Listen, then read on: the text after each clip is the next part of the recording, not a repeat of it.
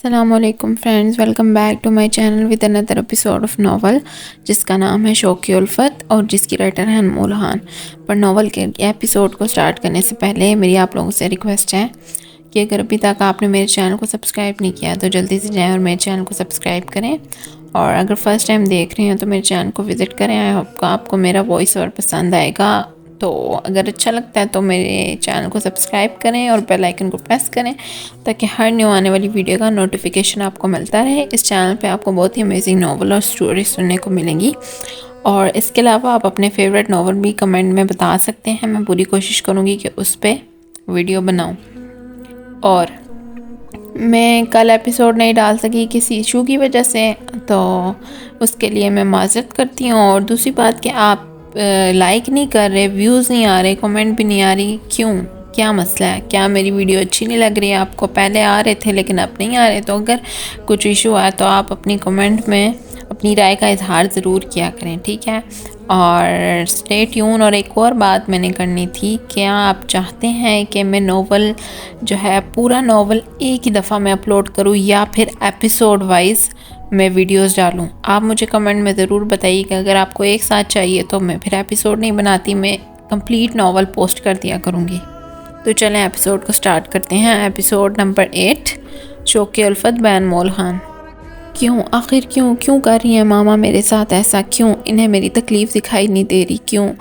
क्यों नहीं जिया कमरे में आते ही हर चीज़ तोड़ने लगती है जो हाथ में आती है। मैं छोड़ूंगी नहीं तुम्हें जमशेद, अब तुम पहले मरोगे। तुम मेरा फ़ोन, पागलों की तरह जिया पूरे कमरे में अपना फ़ोन ढूंढती है। ये रहा खेल ख़त्म। तुम मुझे अलग करोगे ना शयान से? हो, मैं तुम्हें तुम्हारी सांसों से ही अलग कर दूँगी, देखते जाओ। हेलो, मैं तुम्हें एक तस्वीर भेज रही हूँ। इस बंदे को आज ही अभी इसी वक्त कत्ल करना होगा। हाँ, तुम्हें जितने पैसे चाहिए मैं दूंगी, मुंह मांगी कीमत दूंगी, बस मेरा काम कर दो। पता नहीं दूसरी जानिब क्या कहा गया कि जिया के चेहरे पर शैतानी मुस्कुराहट आई। ठीक है, मगर इसके बाद तुमने कुछ दिनों के लिए दूसरे मुल्क चले जाना होगा। ओके, तुम्हें तुम्हारी कीमत मिल जाएगी, मगर इसकी एक भी सांस नहीं बचनी चाहिए। कहते साथ ही फ़ोन बंद हो जाता है। जमशेद, अब तुम्हारा खेल ख़त्म। काश तुम मेरे रास्ते में नहीं आते तो ना मारे जाते, बट तुम खुद आए हो, अब भुगतो। और गिरने के अंदाज से बेड पर बैठ जाती है। आने वाले वक्त को सोचकर इसके होंठों से मुस्कुराहट जुदा नहीं हो रही। प्लीज़ उठा लो phone. Damn it Hayat, phone उठाओ। मेरा एक हाथ से ड्राइविंग करते हुए दूसरे हाथ से मुसलसल हयात को मिला रहा था, मगर वो थी कि उठा ही नहीं रही थी या जानबूझकर इग्नोर कर रही थी। ठीक है, मुझे तुम्हारे घर आना होगा।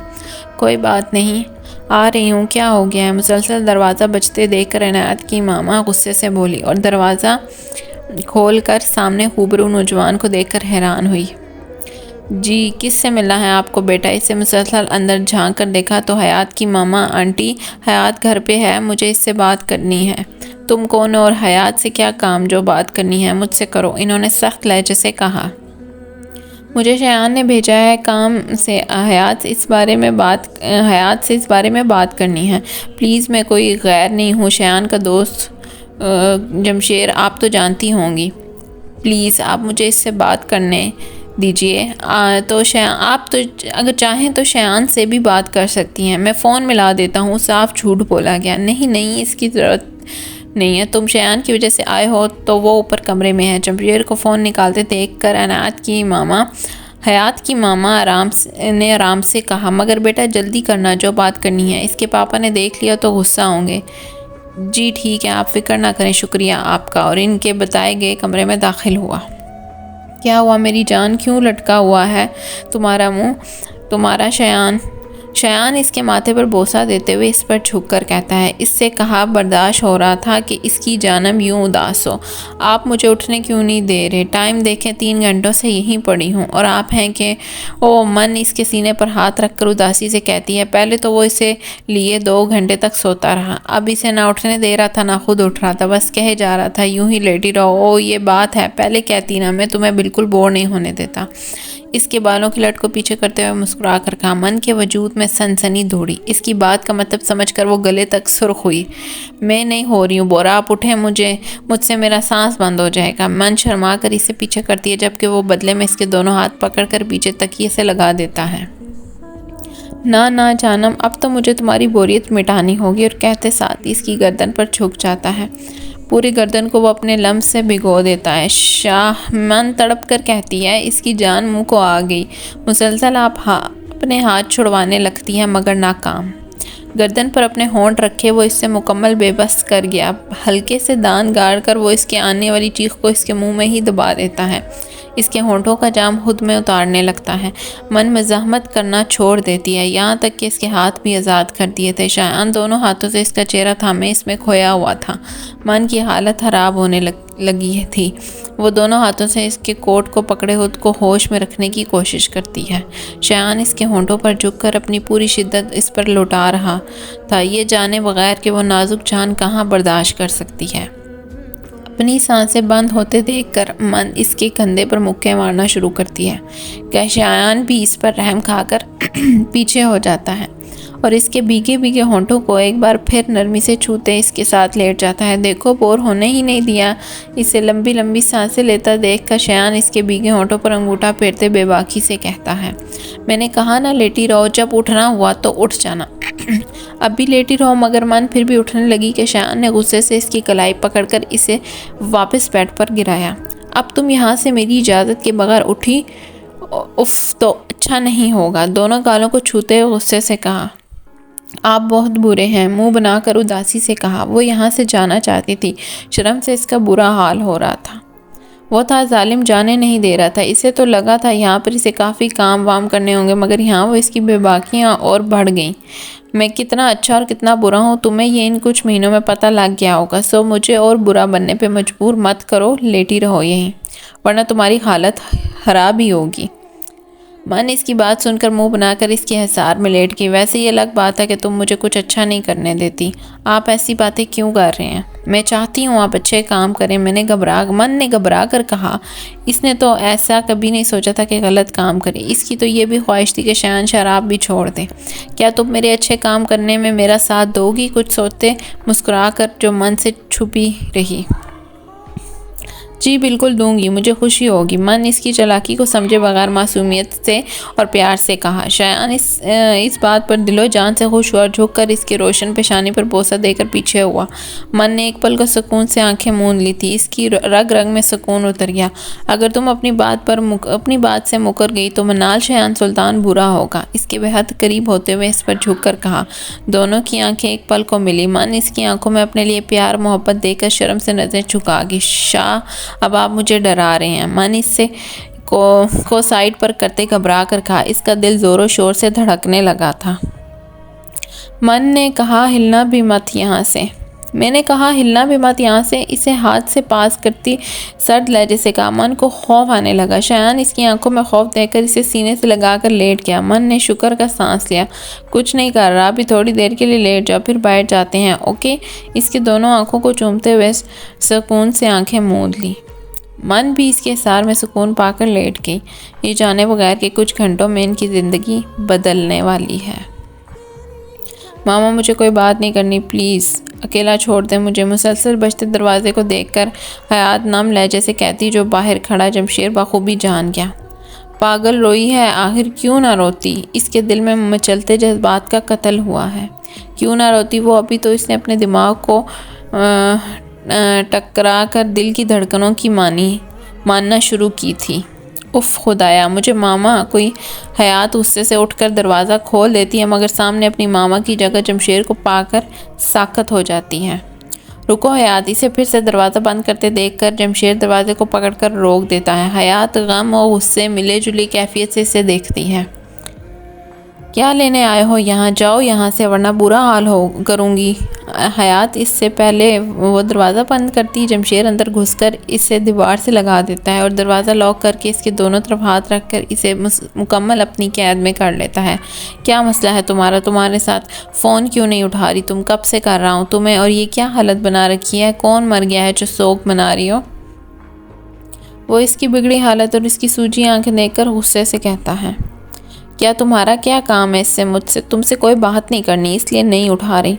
और प्लीज़ मुझे मेरे हाल पर छोड़ दो। मैं जैसे रहूं, जीऊं, मरूं, जो भी। और शोक तो मैं मना रही अपनी हार पर, अपनी बेवकूफ़ी पर, अपनी नादानी पर, जो तुम्हें समझ ना सकी, जो तुम्हारे मीठे लहजे के पीछे जहर जैसा रूप नहीं देख सकी। नफ़रत हो रही है मुझे खुद से जो तुमसे करीब होती गई।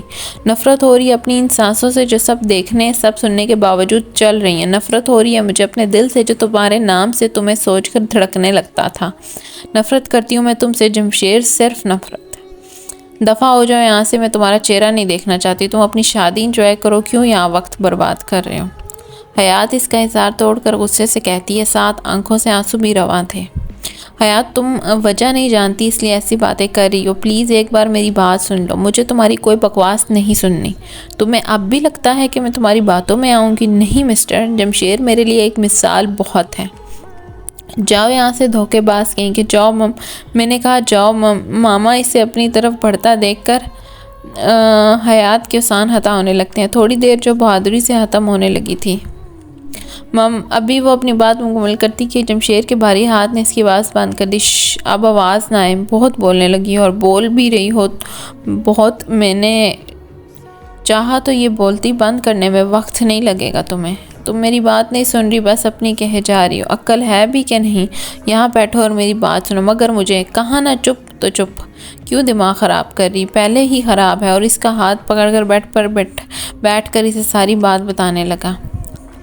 वो क्यों शादी कर रहा है इससे? वो चाहा एक बार शादी हो जाए और इसे इनकी ज़िंदगी से कहीं दूर ले जाएगा। जैसे जैसे वो सुनने लगी हयात का रंग पीला होता गया। इसने कभी सोचा नहीं था वो ऐसा भी कुछ करेगी। शाह, ये कौन सी जगह है? काफ़ी प्यारी जगह है। एक बहुत ही खूबसूरत सी सिटी लाइट्स जगह थी। यहाँ कोई नहीं था, चारों तरफ बस लाइट्स थी।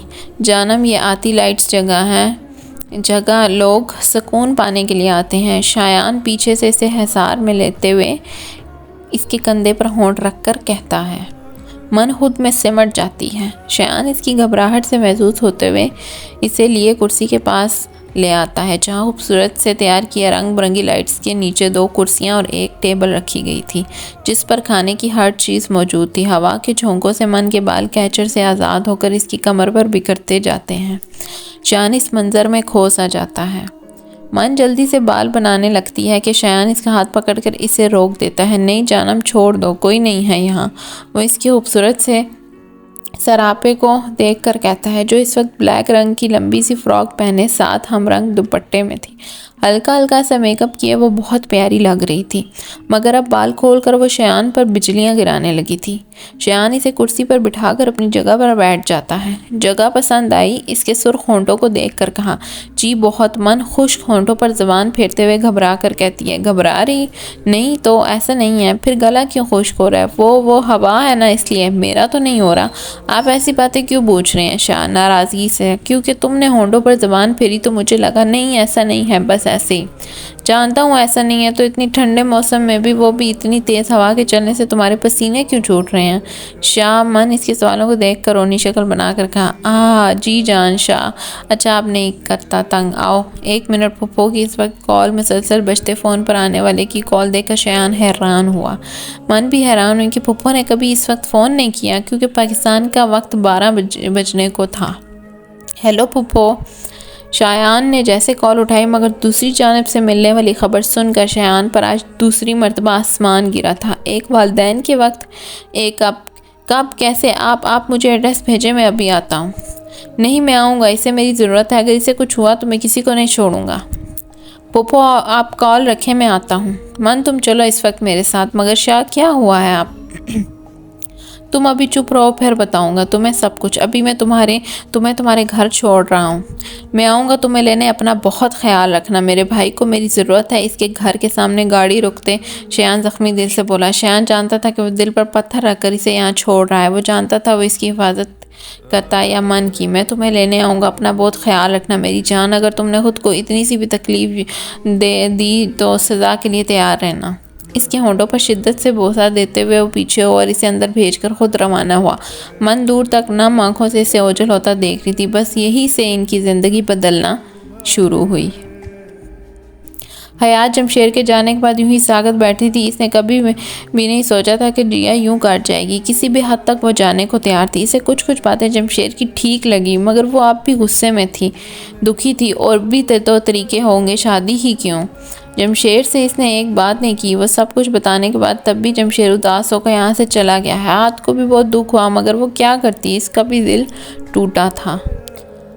अभी वो इन्हीं सोचों में गुम थी कि इसका फ़ोन बजने लगा। अननोन नंबर से आती कॉल को देखकर इसने पहले तो कॉल काट दी, मगर दूसरी बार आने पर उठा ली। मगर मिलने वाली खबर सुनकर इस पर पहाड़ गिर पड़ा। फ़ोन इसके हाथों से छूटकर नीचे गिरा।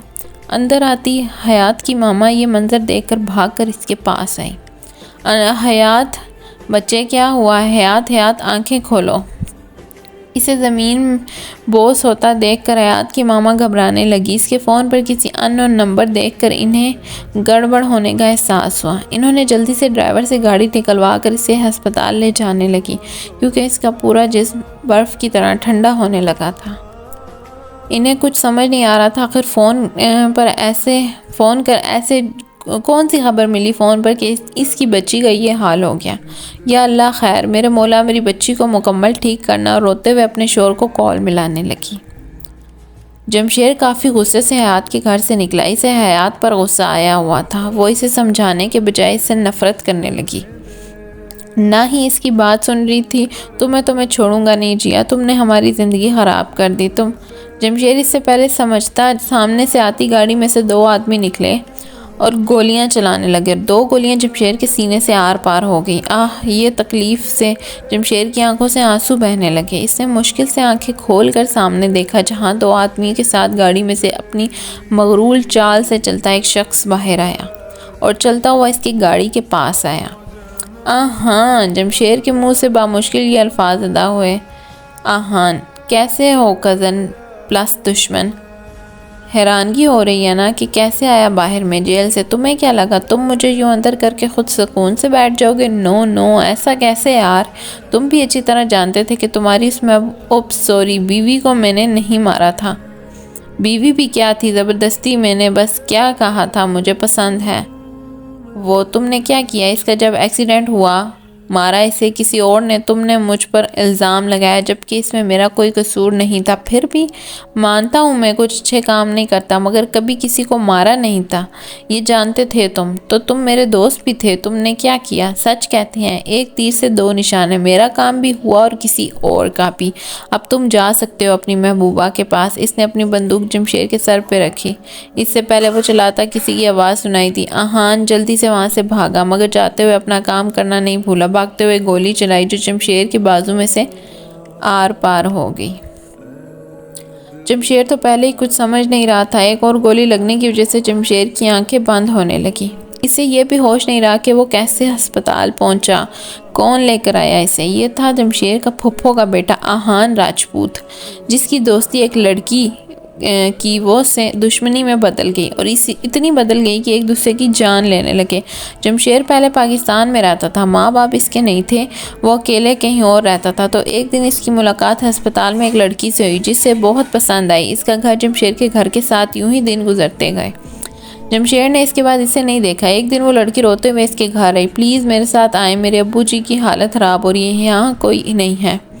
मजबूरन आपके पास आई। तो जमशेद इसके साथ इसके घर गया। छोटा सा 2 कमरों में मुश्तमिल इस घर में वही दोनों रहते थे और कोई नहीं था। बेटा तुम बहुत अच्छे, मैं काफ़ी अरसे से तुम्हें जानता हूँ। अपने वालिद समझकर मेरी एक बात मान लो। मैं जानता हूँ मेरे पास अब वक्त नहीं है बेटा, अब्बू, इस लड़की ने तड़प कर कहा।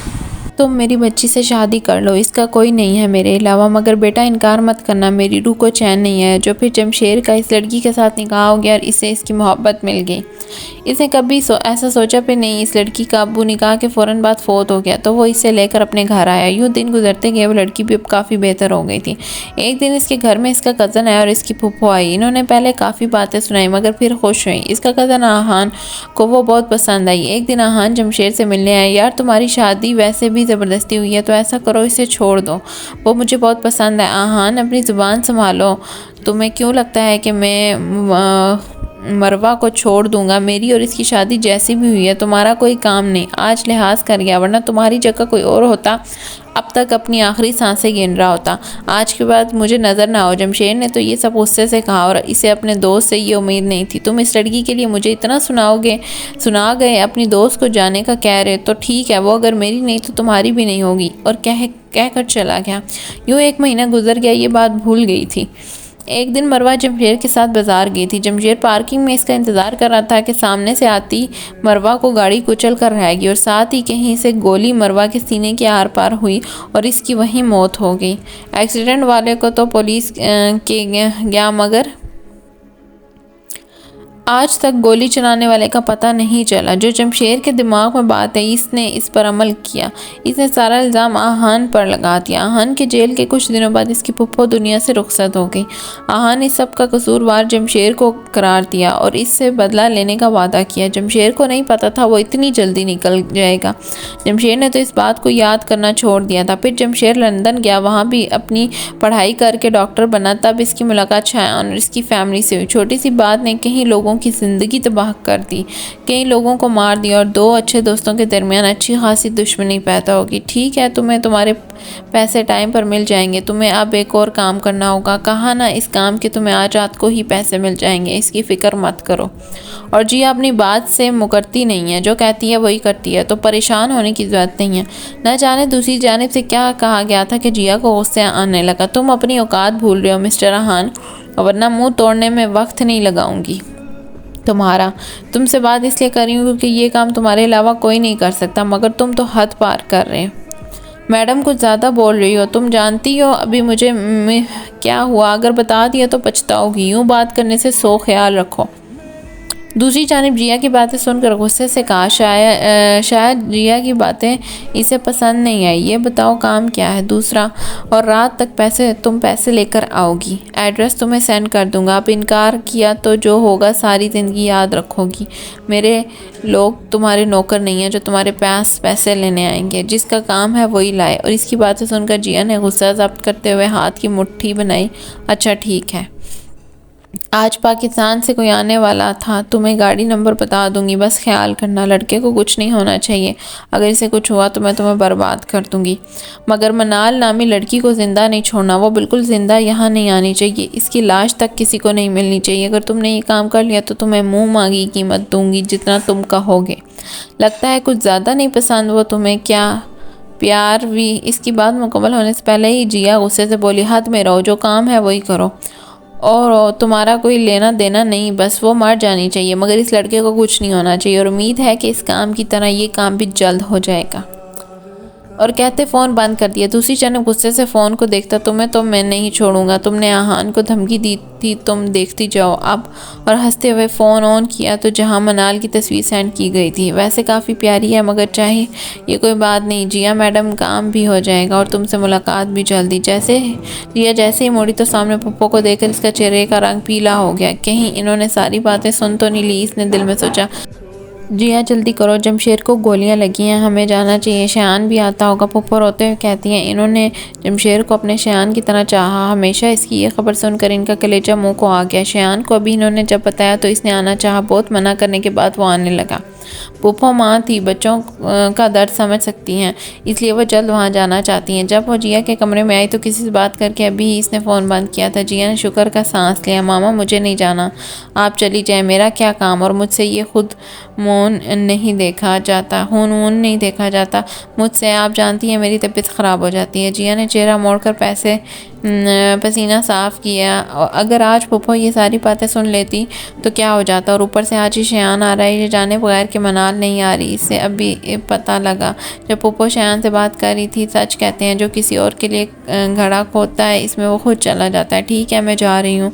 पुप्पो एक अफसोस नज़र इस पर डालकर कमरे से निकल जाती हैं और जिया लंबी सांस खारिज करती है। डॉक्टर, मेरी बेटी कैसी है, क्या हुआ था इसे? हयात की मामा रोते हुए डॉक्टर से कहती हैं। हयात के मामा पापा दोनों परेशानी से कमरे के बाहर बैठे हुए थे। डॉक्टर को बाहर आता देखकर भागकर इनके पास गए। देखें इनकी हालत काफ़ी ख़राब है, इन्हें शौक लगा है किसी बात का जो इनका दिलो दिमाग मान नहीं रहा था। ऐसी कौन सी बात थी जो इनकी ये हालत होगी? अगर इन्हें 24 घंटों में होश नहीं आया तो या तो ये कोमे में जा सकती हैं या इनकी जान को ख़तरा हो सकता है, क्योंकि इन्होंने अपने दिमाग पर बहुत ज़ोर दिया हुआ था। न जाने इनके दिमाग की रग भी फट सकती थी, मगर अल्लाह का शुक्र ऐसी कोई बात नहीं। बस आप दुआ करें इनको होश आ जाए। डॉक्टर अपनी बात कहकर जा चुके थे। संभालो खुद को, हयात की बाबा ने अपनी बेगम को पकड़ते हुए कहा, जो गिरने लगी थी। हमारी हयात को कुछ होगा तो नहीं? मेरी एक ही बच्ची, अगर इसे कुछ हुआ? कुछ नहीं होगा, खैर की बातें करो तुम।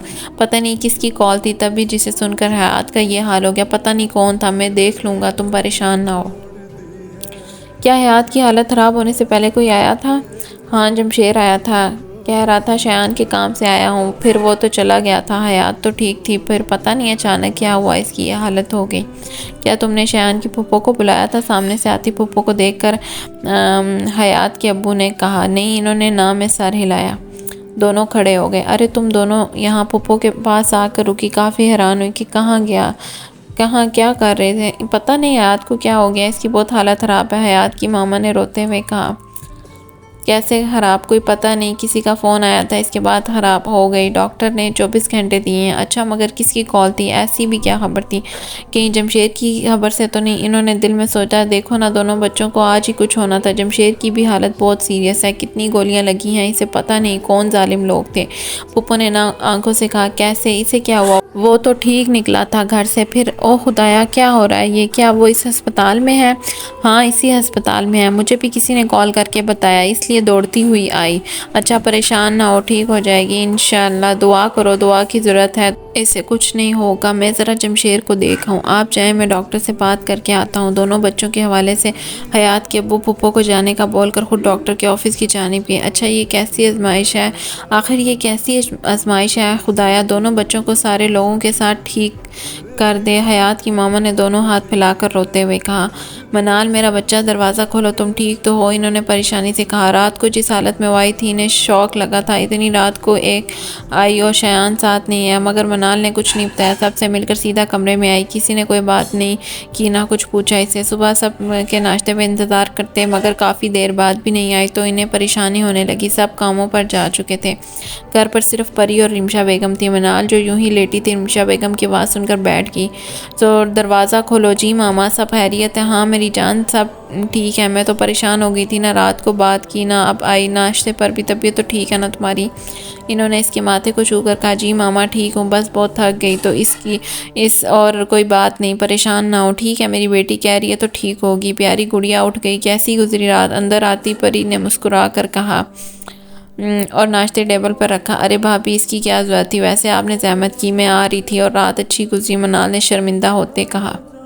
अरे कोई बात नहीं मेरी बहन, इतने दिनों बाद आई है, मेरा फ़र्ज़ बनता है कि इसकी खिदमत करना। मन की आंखें नम हुई इतनी मोहब्बत पर। चलो तुम फ्रेश हो जाओ जल्दी से। परी ने इसके आंसू को साफ़ करते इसका रुख वाशरूम की तरफ किया। रिमशा बेगम ने मुस्कुराते हुए सारे मंजर को देखा और दिल से दुआ दी, हमेशा यूं ही खुश और रहे और मोहब्बत कायम रहे। मन ने शयान को सोच कर एक लंबी सांस खारिज की। वो जानती थी इसने इसे यहाँ छोड़ा है, कोई तो वजह होगी, वैसे तो नहीं है। वो तो एक पल भी इसे खुद से दूर नहीं करता था, अब अगर किया है तो कोई बात तो होगी। इसने दिल में इसकी हिफाजत के लिए बहुत दुआएं की और फुफ्फो लोगों की तरफ से सब कुछ ठीक होने की भी अल्लाह से इल्तिजा की। सामने देखो गाड़ी है, सामने देखो खड़ी है, इसमें बैठ कर आ जाओ। आहान की बात सुनकर जिया ने दूर खड़ी गाड़ी को देखा, जिसके पास मौजूद आदमी ने इसे अपनी तरफ देखते पाकर हाथ हिलाया। जिया का मीटर घूम गया, इसका बस नहीं चल रहा था इस इंसान का कत्ल कर दे। क्यों सुबह सुबह वो चाहती थी कि वो जाए और पैसे इसके मुंह पर मारते, मगर इसकी भेजी गई गाड़ी को देखकर इसे गुस्सा आया। अगर गाड़ी लानी ही थी तो इसे क्यों बुला रहा, खुद ही पैसे लेकर आ जाता। मगर जिया ने खुद पर काबू किया, क्योंकि वो मामला ख़राब नहीं करना चाहती। ठीक है और कहते कॉल काट दी। अभी वो कदम उठाती कि इसका फ़ोन फिर बज उठा। नंबर देखकर इसने लंबी सांस खारिज की। क्या है? अब जिया ने बदतमीजी से कहा। आराम से मैडम, मैं नौकर नहीं हूँ तुम्हारा। आप खबरदार मेरी कॉल काटी वरना अंजाम बुरा होगा। सो माय लिटिल गर्ल, जल्दी आ जाओ, तुम्हारे लिए सरप्राइज़ है, अब जाओ। जिया इसकी ऐसी बातें सुनकर आग बगोला हो गई। बदतमीज़ कमीना, इसने दिल में कहा और यूं ही फ़ोन कान से लगाए गाड़ी के पास गई और दरवाज़ा खोलकर अंदर बैठ गई, जाने बगैर कि अब इसकी ज़िंदगी बदलने वाली है, इसके ख्वाब टूटने वाले हैं। जो वो चाहती है वो इसे किस्मत नहीं दे रही, इसकी किस्मत में तो कुछ और लिखा हुआ है। शायान लंदन पहुंचकर अपनी बुलाई की गाड़ी में बैठकर जन से गाड़ी भगा ले गया। इसका दिमाग क्या कुछ बोले जा रहा था। अभी वो एयरपोर्ट से कुछ ही आगे गया होगा कि कहीं से दो गाड़ियां इसके दाएं बाएं एक बाएं तरफ शायान देखकर हैरान हुआ। शायान अपनी गाड़ी की स्पीड तेज़ की। दोनों गाड़ियां इसके सामने आगे खड़ी हुई। शायान काफ़ी गुस्से से बाहर निकला। क्या बदतमीज़ी है, कौन हो तुम लोग? शायान का ये कहना था कि दो गाड़ियों में से दो मोटे मोटे आदमी निकले। हमें ये बताओ वो लड़की कहाँ है? कौन सी लड़की और कौन तुम लोग? मुझे जाने दो, मेरा जाना ज़रूरी है। शायान अभी कोई लड़ाई झगड़ा नहीं करना चाहता था, इसलिए आराम से बोला, वरना अभी तक वो इनकी दुर्गत बना चुका होता जिसने इसका रास्ता रोका। आगे साले हमें ये बेवकूफ़ समझा है क्या? बता ये लड़की कहाँ है? एक मोटे आदमी ने आगे बढ़कर शायान को तस्वीर दिखाई। तस्वीर में कोई और नहीं मनाल थी, इसकी मन, इसकी जानम। इसने सुर्ख आंखों से सामने इस मोटे को देखा। तुम्हारी इतनी हिम्मत, तुम मेरी जानम को लेने आए हो? और कहते साथ एक ज़ोरदार मुक्का इससे मारा। इतना ज़ोर का मुक्का था कि वो मोटा आदमी दूर जा गिरा। अपने साथी को गिरता देखकर दूसरा आदमी आगे बढ़ा। शायान ने उसे के पहुंचने से पहले ही आगे बढ़कर इसके पेट में एक ज़ोरदार लात मारी कि वो दूर खड़ा जिसका सर ज़मीन से लग गया और वहीं ढेर हो गया। जबकि दूसरा फिर उठा और बंदूक शायान पर तानी। शायान ये देखकर एक पल को रुका और फिर आहिस्ते आहिस्ते आगे बढ़ने लगे, जिससे वो आदमी के चेहरे पर खौफ तारी होने